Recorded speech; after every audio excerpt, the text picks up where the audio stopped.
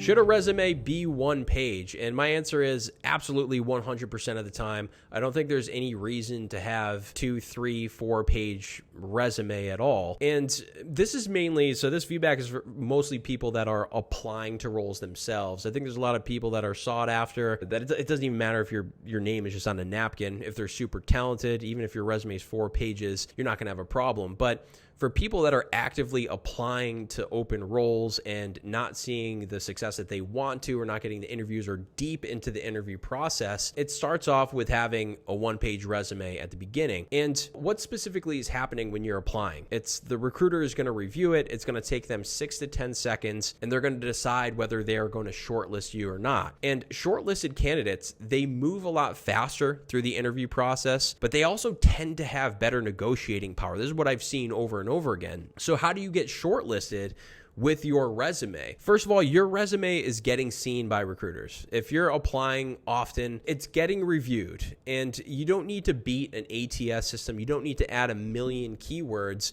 Recruiters are going to see it. What you need to do is you need to represent yourself in one specific way, or as an expert in one specific thing. So this analogy I think is the best. If you need Facebook ads for your e-commerce business. Maybe you have a side business outside of work, you're selling some products, and you want somebody to start running some Facebook ads. 2 freelancers approach you or apply to the open post that you just put on Indeed or wherever you're posting it. Freelancer 1, you go to their site, it says, hey, we run ads on all social media platforms, LinkedIn, TikTok, YouTube. We do it in all industries and all platforms.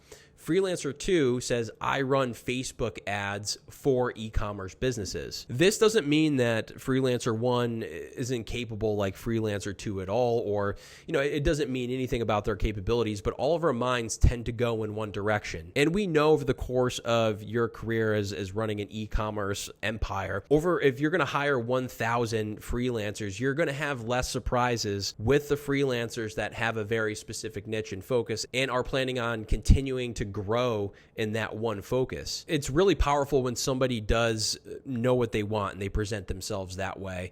And I've seen this time and time again with employers. There's so many people that will say that I look for diamonds in the rough, or, I'm different. I don't just look at resumes. But 10 out of 10 times, if they're looking for a cybersecurity account executive and they have a big pool or a bunch of interviews and I send them 5 candidates that it says cybersecurity account executive and they have that exact experience, they move quicker, they negotiate a lot better, they end up getting more money. And most importantly, they get jobs more often. That's the biggest part. And if you don't have the experience, you just want to have a resume that sends that signal that this is the space that you want to grow in, this is the space that you want to get started in, and you just want to represent yourself like that, and it's going to get you more jobs.